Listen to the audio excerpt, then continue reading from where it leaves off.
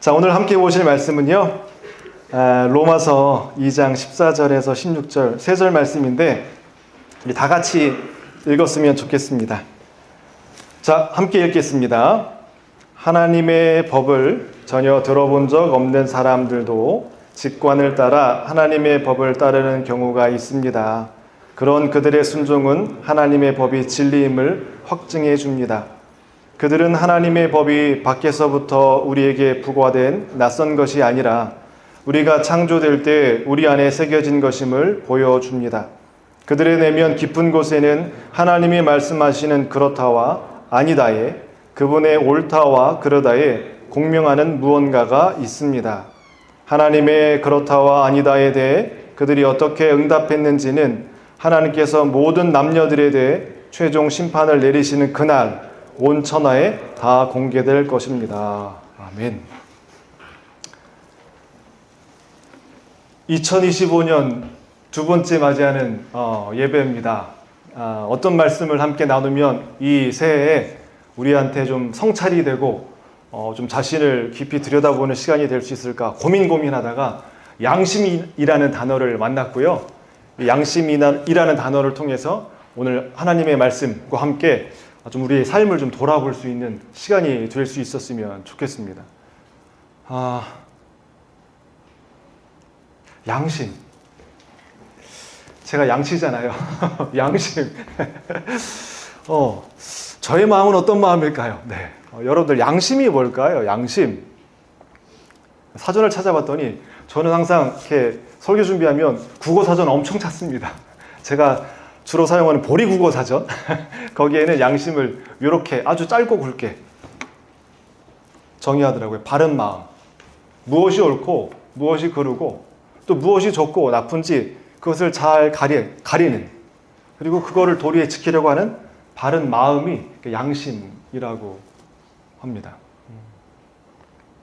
양심은 언제 발동할까요? 언제 양심이 이렇게 꿈틀꿈틀 움직이기 시작할까요? 저의 경험을 좀 나누고자 합니다.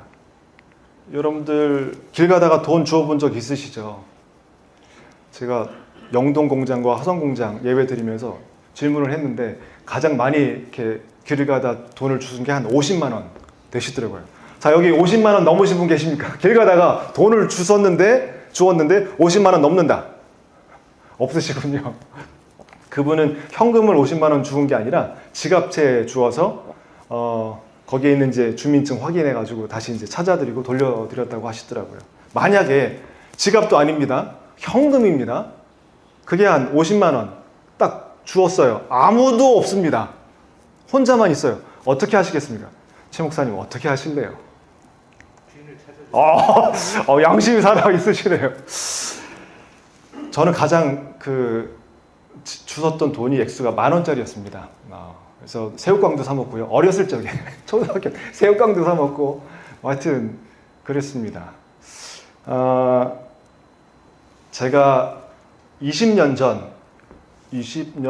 넘겠죠. 전도사로 저 온양에 있는 그 모 교회에서 풀타임으로 이제 전도사로 섬겼을 때 그때 제 월급이 한 60만 원 정도 주셨던 것 같아요. 그때는 월급이 통장으로 싸주는 게 아니라 이렇게 봉투에다 해서요. 담임 목사님이 목사님실 있거든요. 목양실 오라고 해서 주세요. 아유, 전도사님 수고하셨습니다.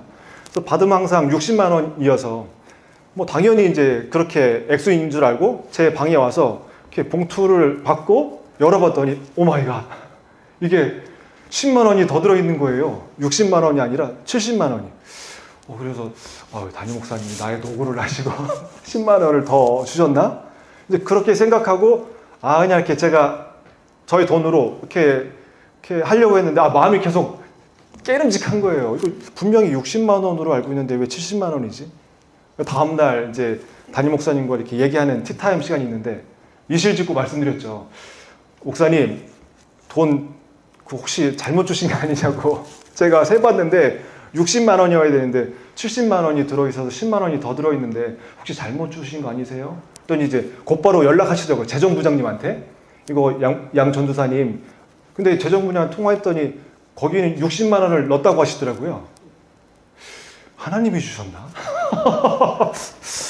근데 제가 어떻게 했을까요? 그냥 이렇게 10만 원을 챙겨서 담임 목사님 드렸습니다. 담임 목사님 다시 그걸 재정부장님을 드린 것 같고요. 그때 제 안에서 발동됐던 것이 양심이었습니다. 양심이었어요. 근데 저에게도 그런 경험이 있고요. 또 저희 큰딸이 아침에 학원 가다가 아파트 현관에서 5만 원짜리 현금을 주웠습니다. 학원을 마치고 집에 왔는데 저한테 그러는 거예요. 아빠, 오늘 아침에 학원 가다가 5만 원 주웠는데 이거 어떻게 하면 좋을까요? 찾아주면 좋을 것 같은데. 기특하더라고요. 용돈도 많이 주지도 않는데 그거 자기가 알뜰하게 쓸 수 있었을 텐데 어떻게 할까 하다가 관리사무소에 찾아갔습니다. 말씀드렸더니 카메라를 보니까 안 보이는 거예요.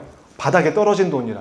찾아와 줄 수 없을 것 같습니다. 그럼 제가 어떻게 하면 좋을까요? 그랬더니 고민하시더라고요. 그럼 제가 좀 이렇게 뭔가 글을 적어서 찾아가라고 할까요? 안 된다는 거예요. 그래서 그럼 어떻게 해요? 그랬더니 경찰서에 연락하라는 거예요. 뭐야? 어떡합니까? 좀 이렇게 불편했죠. 경찰서에 연락했더니 오더라고요. 저희 아파트로 와서 언제 어디에서 이거 어떻게 주웠는지 다 적고요. 그리고 이거 주인 못 찾게 되면 다시 돌려받으실 거냐, 아니면 경찰에 반납하실 거냐. 아니, 돌려받지 않겠다고 다 조서 작성하고 그러고 이제 5만 원을 드렸거든요. 그때 저의 딸을 통해서 다시 한번 느꼈습니다. 나 같았으면 5만 원이면 오늘 저녁에 이거 닭을 사 먹든 짜장면을 사 먹든 저녁 한 끼 해결할 수 있었는데 참 귀하네. 참 우리 딸 귀하네. 양심은 언제 움직이는가, 발동되는가? 그 유혹의 상황, 시험의 상황에서 움직여집니다. 양심은 눈에 안 보여요. 요즘에 무인 점포가 많죠. 정확하게 내가 살 물건 체크해서 계산하는 거. 저도 몇 번 사용했습니다. 아이스크림을 좋아해서. 근데 여기 보니까 그 대학생이신데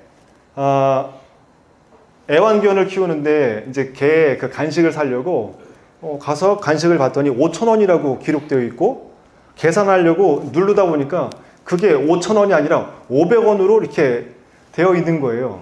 여러분 같으면 어떻게 하시겠습니까? 진성 씨 어떻게 하실래요? 여기 양심이 살아계신 분들 많네. 저 같으면 아싸, 저기는 5,000원인데 500원이에요. 뭐 주인이 뭐 잘못 기록했겠습니까?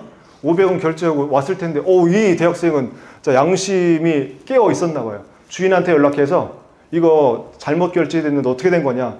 그래서 500원짜리를 10번 클릭해가지고 5,000원 만들어서 결제하고 갔는데, 이게 이제 주인이 너무 고마워서 댓글에 올렸고, 이게 또 이제 어떻게 퍼져가지고 인터뷰를 따서 영상이 있습니다. 어떤 마음으로 저렇게 깨어있는 양심으로 반응할 수 있었을까요? 영상을 잠깐 보시죠. 따뜻하죠.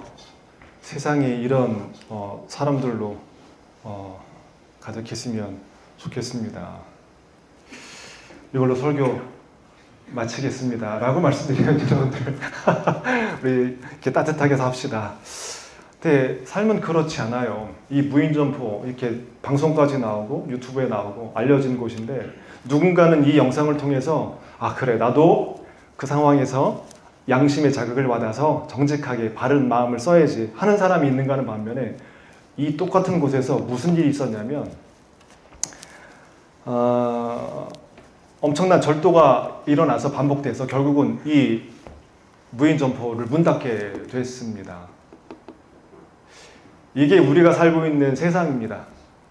누군가는 양심의 자극을 받아서 바른 마음으로 살려고 애를 쓰는가 하는 반면에, 누군가는 양심의 소리에 귀 닫고 눈 닫고 얼어붙어서 그냥 자기 욕망, 욕심대로 살아가는 세상이 저와 여러분들이 살고 있는 이 세상입니다. 참 가슴 아픕니다. 양심이 뭘까? 그죠? 누구는 양심에 반응하고 누구는 양심에 반응하지 않습니다. 그게 뭘까요? 인디언들은 그 글자가 없었을 때 이 양심을 요 그림으로 표현했다고 합니다. 하나는 세모, 하나는 동그라미. 요 세모 동그라미 보니까 뭐 떠오르세요?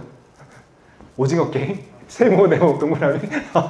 저 봤는데 하여튼 여러 가지 생각을 좀 하게 됐습니다. 옛 인디언들은요, 양심을 저 그림 언어로 세모와 동그라미로 표현했다고 해요. 궁금하시죠? 인디언들은 양심을 어떻게 해석하고 또 자기 삶에 적용했는지.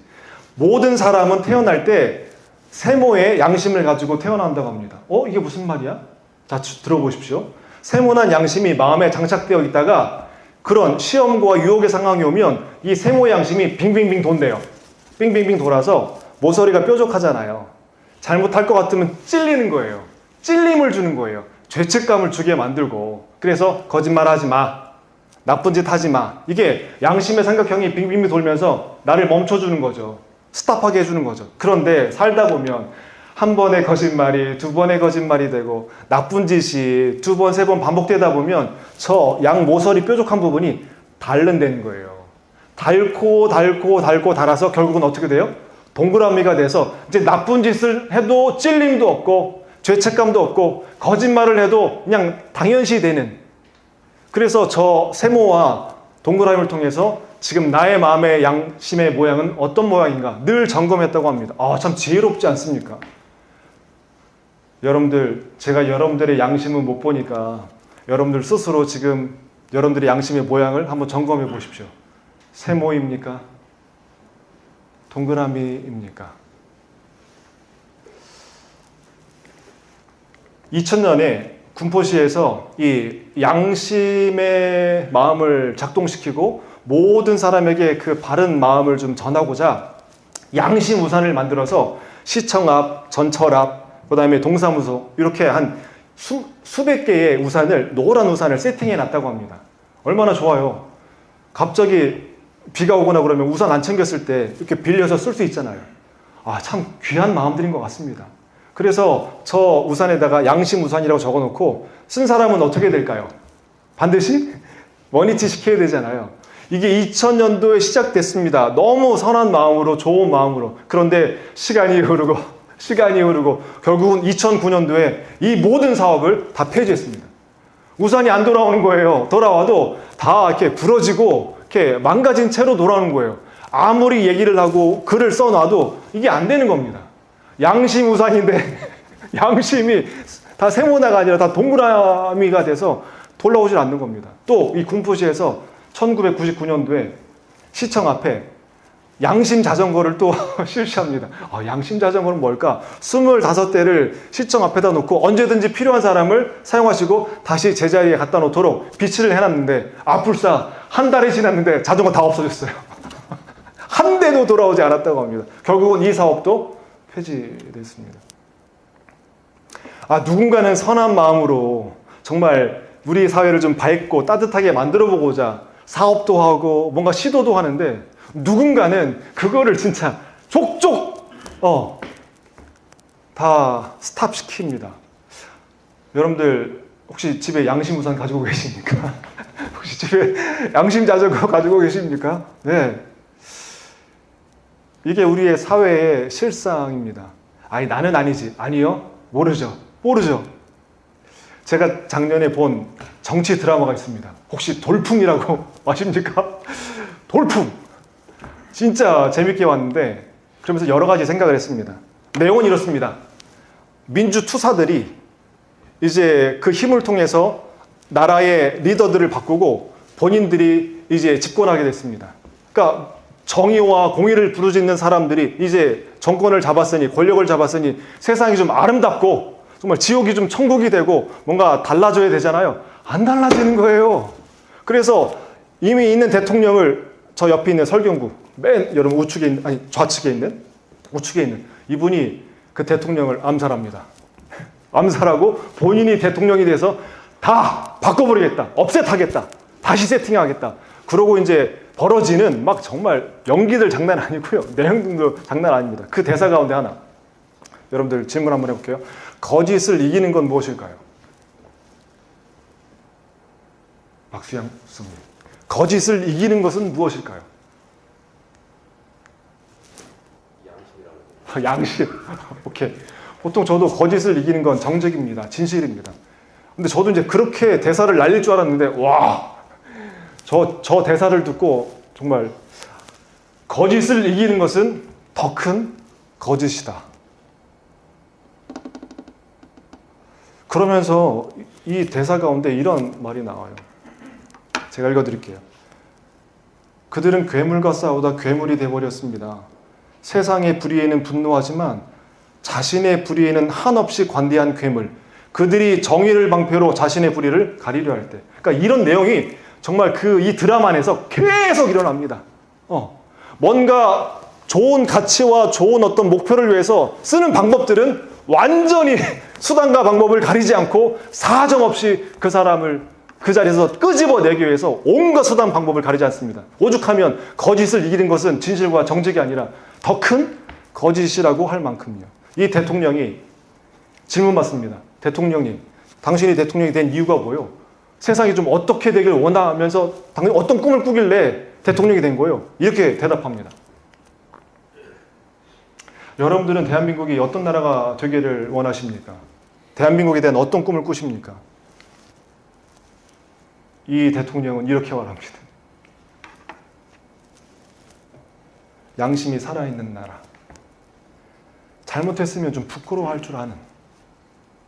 큰 거 바라는 게 아니라 잘못했으면 잘못했다고 좀 양심이 살아있는 나라. 이 드라마는 이 하나를 전하기 위해서 어마어마한 것들을 이야기합니다. 돌풍. 네. 그 잠들어 있는, 얼어 있는 그 양심을 깨트리는 그 돌풍. 제가 양심을 찾아보지 않았습니까? 성경에 이런 말씀이 있습니다. 한번 같이 여러분들 읽어봐요. 시작. 옳다고 생각하는 일은 반드시 행하여 언제나 양심을 맑게 간직하시오. 어떤 사람들은 나쁜 줄 뻔히 알면서도 양심의 가책을 받지 않고 악한 일을 저지릅니다.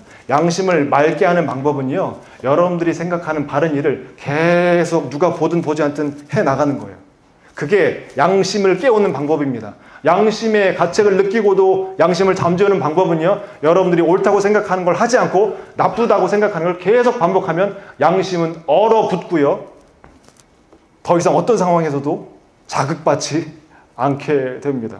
양심이 뭘까요? 양심. 언제 양심의 가책을 느낄까요? 전 예수님의 일화 가운데 이 장면이 저한테 엄청 도전이 되고 그리고 자극이 되는 일화입니다. 예수님이 성전에서 하나님의 말씀을 가르치시는데 갑자기 유대 지도자들과 바리새인들이 간음하다가 현장에서 잡힌 여인을 끌고 와서 예수님을 이제 모함에 빠뜨리기 위해서 질문합니다. 예수여, 간음한 여인 모세 율법에는 돌로 쳐서 죽이라고 했는데 당신은 어떻게 말씀하시겠습니까? 그랬더니 예수님께서 조용히 저 그림처럼 자리에 앉더니 뭔가 쓰시는 거예요. 유대 지도자들과 바리새인들이 지금 답을 기다리고 있거든요.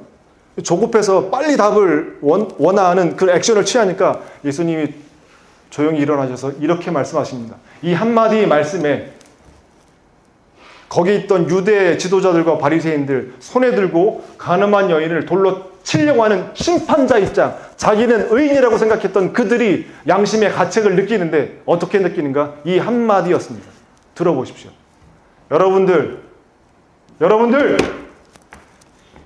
죄 없는 사람이 먼저 이 여인에게 돌을 던지십시오. 이 한 말씀을 하시고 자리에 앉으셔서 다시 끄적끄적 뭔가를 쓰셨습니다. 그랬더니 성경에 이렇게 기록되어 있어요. 그들이 양심의 가책을 받아 나이가 많은 사람부터 해서 하나 둘씩 그 자리를 떠나갑니다.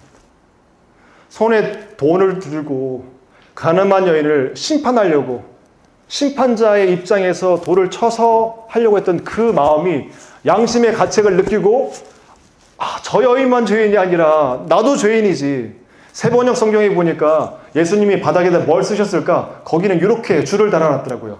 그들의 죄를 일목요연하게 다 바닥에다 적고 계셨다고 그렇게 이제 주석에 나옵니다. 자기가 자신을 돌아볼 때, 자기가 자신의 삶을 돌아볼 때 양심은 작동합니다. 손가락이 남을 향해 있을 때는 남의 죄만 보이지만 나머지 손가락은 나를 향해 있거든요. 나를 돌아보고 내 삶을 성찰하게 될 때 비로소 저 사람도 죄인이지만 나도 죄인이라는 걸 양심이 작동하게 되면 함부로 말하지 않고 함부로 대하지 않게 됩니다. 예수님의 이 말씀, 여러분 가운데 죄 없는 사람이 먼저 저 여인에게 돌을 던지십시오. 그 말에, 그 침묵에 양심의 가책을 받은 사람들은 떠나갑니다. 그 자리에 예수님과 여인만 남습니다. 예수님이 뭐라고 말씀하셨는가? 너를 정죄하는 사람이 어딨냐? 여인이 둘러보니까 아무도 없는 거예요. 없습니다. 나도 너를 정죄하지 않겠다. 여인이요, 다시는 가서 죄 짓는 삶을 살지 말라고 삶의 기회를 다시 줍니다. 양심이 뭘까요? 계속 질문 드릴 거예요. 여러분들 양심이 뭘까요? 양심이 언제 작동할까요? 이 양심이 영어로 conscience인데 제가 또 이 단어를 뒷조사했습니다. 그랬더니 이런 뜻이더라고요. 두 단어가 합쳤습니다. 하나는 콘, 하나는 라틴어로 여기 시레. 합치면 뭐냐? 모두가 알고 있음이에요. 그러니까 양심은 뭐냐? 특별한 사람만, 특정한 사람만 알고 있는 게 아니라 모든 사람이 다 알고 있는 게 양심입니다. 그리고 신약 성경이 그리스어, 헬라어로 기록되어 있는데 이 양심의 단어를 찾아봤더니 이런 뜻이에요. 발음하기도 쉽지 않네요. 시네이데시스. 이게 이제 양심이라는 단어인데 뜻이 뭐냐면 스스로 아는 거예요. 양심은 뭔가 모두가 알고 있고 스스로 알고 있는 거, 그게 양심이에요. 자기가 알아요. 자기가 알아요. 그게 양심이에요. 그리고 모두가 알아요. 그런데 마치 모두가 모르는 것처럼, 자기도 모르는 것처럼 양심이 얼어붙은 거죠. 양심은, 요거 한번 정의 한번 같이 읽어볼게요. 시작. 양심은 영혼의 눈으로 내가 잘못된 길을 갈 때 바른 방향으로 안내해주는 마음의 나침반이다. 여러분들 그 나침반 살아있습니까? 그 지남철이 발발발발 떨리고 있나요? 그러면 북쪽 방향을 가리키고 있는 겁니다. 양심이 떨리고 계십니까? 양심이 정말 살아 움직이십니까? 영혼의 눈이 깨어 계십니까? 오늘 말씀에 바울이 양심을 이렇게 정의합니다. 양심은 뭔가 하나님이 사람을 창조하실 때 모든 사람에게 다 장착시켜 놓은 게 양심이라는 거예요. 어떻게 해요? 내면 깊은 곳에 다 세팅해 놓으시고 하나님이 옳다, 그르다, 맞다, 틀리다에 공명할 수 있게 만든 게 양심이라는 겁니다. 이게 사도 바울이 양심에 대한 정의입니다. 모든 사람에게는요, 다 양심이 장착되어 있어요. 잘못하게 되면 삼각형 양심이 빙빙빙 돌아가면서 죄책감, 찔림을 느끼게 해서 잘못된 길을 걸어가지 않도록 모든 사람에게 장착해 주셨습니다. 근데 그게 왜 얼어붙었을까요? 왜 마비됐을까요? 제가 읽어드릴게요. 양심은 하나님의 판단에 대한 지식이고 사람을 하나님의 판단 앞으로 잡아끄는 인식이다. 양심이 하나님과 인간 사이의 중재자로서 선악의 지식과 죄책감을 불러일으키는 검사의 역할을 한다.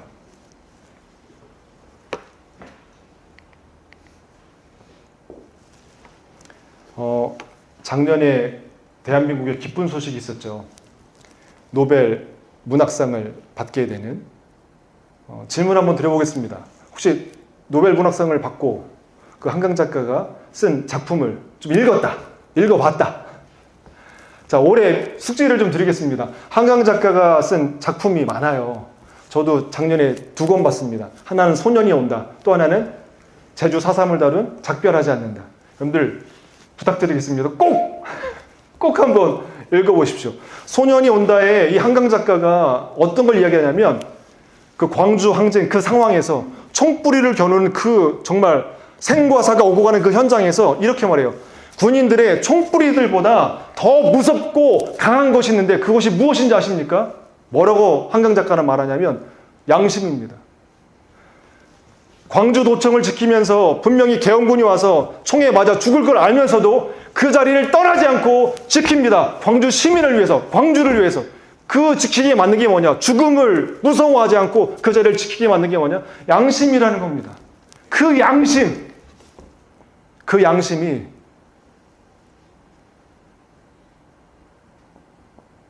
나를 지켜주고 나만 지켜주는 것이 아니라 내 옆에 있는 동료를 지켜주고 가족을 지켜주고 우리 시민들을 지켜줍니다. 읽어보십시오. 저걸 읽으면 양심이 깨어납니다. 읽어보십시오. 주변을 둘러보게 됩니다. 그래서 이거를 영화로 만든 게 있죠. 택시 운전사. 보셨습니까? 저 이 영화 보면서 거의 마지막 장면에 정말 가슴이 쫄리는, 정말 긴장되는 그 명장면이 있거든요. 엄태구 씨가 딱 한 번 나오는데 되게 무게감 있게 나오는 장면입니다. 제가 그 영화를 편집해 왔거든요. 한번 그 가슴 쫄리는 부분. 어떤 장면이냐면 독일 기자가 그 광주에 일어났던 학살들 다 촬영합니다. 그리고 몰래 이제 광주를 빠져나가서 알려야 되잖아요. 그때 빠져나갈 때 군인이 이제 경계근무 서고 있어서 이걸 빠져나가지 못하면 끝나지만 빠져나가게 되는 장면입니다. 그 절묘한 그 장면인데 한번 보여주시죠. 궁금하시면 전편을 다시 보셔도. 전 저 장면 볼 때 한 사람의 깨어있는 양심이 모든 게 은폐되고 원폐될 수 있는 그 역사적인 사건을 만천하에 드러내고 역사의 심판을 받을 수 있도록 했었던 깨어있는 양심의 사람들. 광주에 관련된 여러 가지 내용들이 있지만 그때 일어났던 그 사건들을 누군가는 지켜봤고요. 누군가는 그거를 기사화 실었고요. 사진을 찍었고요. 책을 써서 내서 공개하고 알린 사람들이 있습니다. 그분들이 안 계셨다면 아마 여전히 역사에 묻혀 있었을 겁니다. 근데 그분들을 제가 좀 자료를 찾아봤더니 눌러주십시오.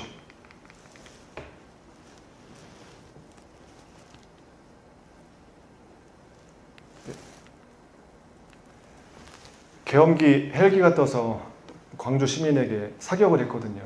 그걸 목격했던 목사님이 계세요. 죽음을 각오하고 그 전반적인 것들을 목격했던 그 현장에 계셨거든요. 책을 써냈습니다. 5.18 광주 요 사태에 대해서. 그래서 그 사태를 낱낱이 죽을 각오를 하시고 이제 공개적으로 드러내고 좀 시간이 지났죠.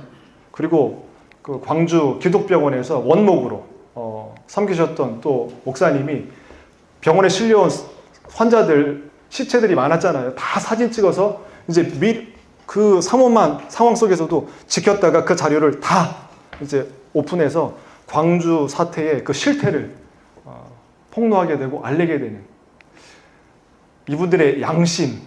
그 사진 뒤에 이런 글이 적혀 있었습니다. A time of grief, tell the truth. 이 슬픔의 그 시간들, 이 어려움의 시간들, 제발 이 진실을 좀 알려달라는 그 양심의 소리들이었죠. 역사를 훑어봅니다. 그리고 우리의 삶을 돌아봅니다. 깨어있는 양심의 그 사람들로 인하여 이 사회는 조금씩 밝아져 가고 있습니다. 그러나 양심이 잠들게 되면 그 밝음이 어두워질 수밖에 없습니다. 사랑하는 여러분, 눌러주십시오. 제가 좋아하는 그 최재천 교수님, 이화여대 석좌 교수님이신데, 최재천 교수님이 2023년에 서울대 이제생들 졸업할 때 가서 이제 축사를 부탁하셔서 축사를 하는데 이런 얘기를 하세요. 여러분들이 가진 그 좋은 지식, 여러분들이 가진 좋은 스펙들, 그 좋은 것들 가지고 혼자만 잘 살려고 하지 마십시오. 모두가 잘 살 수 있도록 좋은 리더, 정말 양심이 깨어있는 리더가 되어 주셨으면 좋겠습니다. 라고 간절히 부탁하는 이제 축사 내용입니다. 그러면서 이렇게 말합니다. 여러분들, 양심의 촛불이 꺼지지 않으려면 어떻게 될까요? 그리고 양심의 촛불은 왜 꺼질까요? 마지막 요 문장을 제가 읽어드리고 설교 마치겠습니다. 여러분들, 양심의 촛불이 꺼지지 않으려면 어떻게 될까요? 양심의 촛불이 꺼지지 않으려면 다른 삶에 대해 많이 관찰하고 공부해야 합니다. 타인에 대한 공부를 통해 연결되어질 때 양심의 촛불은 타오릅니다. 양심의 촛불이 꺼진 이유는 공부하지 않은 죄가 아닐까요? 많이 읽고 많이 생각하고 세상을 관찰하다 보면 양심의 촛불이 꺼질 리가 없다고 생각합니다. 마음은 두 방향으로 작동합니다. 하나는 욕심, 하나는 양심. 욕심은요, 자기만 생각합니다. 양심은요, 자기를 넘어서서 타인의 아픔과 주변을 살피게 됩니다. 올 한 해 여러분들의 양심이 깨어나 양심의 촛불의 불이 활활 타오를 수 있었으면 좋겠습니다. 근데 양심의 촛불이 언제 타오르는지 아십니까? 옆 사람을 보십시오. 내가 여기 있는 건 나 혼자가 아니라 내 옆에 있는 동료, 내 옆에 있는 사람들이 함께 하기 때문에 여기에 온 겁니다. 양심은 언제 깨어나는가? 나가 아니라 내 옆에 있는 동료의 아픔이 보이고 내 동료의 따뜻한 눈빛이 보이고 내 동료의 따뜻한 말이 들릴 때 양심은 깨어납니다. 여러분들, 양심을 깨워주십시오.